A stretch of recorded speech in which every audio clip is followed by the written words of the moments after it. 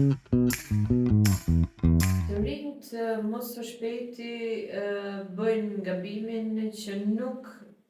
bëjnë një research për punëdhënësin që do të shkojnë.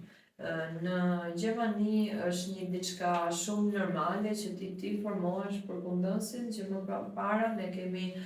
website dhe portale në cilën kemi edhe një ranking nga punëtorët për punëdhënësin, pra ekziston një formë informacioni shumë e qartë për kulturën e punës edhe pritshmëritë ka ajo kompani.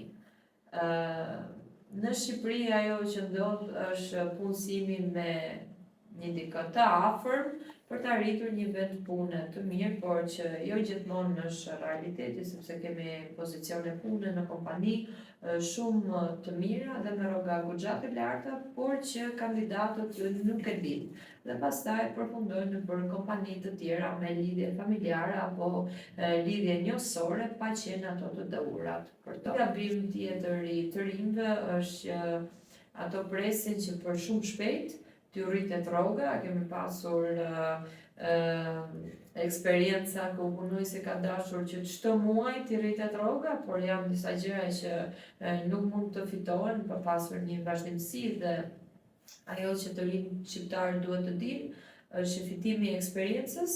është pjesë e punës, edhe të krijosh një personalitet dhe një profesionalizëm më të lartë se ai që ke pasur nuk është thjesht një aftësi dhe merite jotja, por është edhe punëdhënësit që po të mëson, që po angazhon dikë që të tregojë ty rrugët e jetës në profesionin tënd.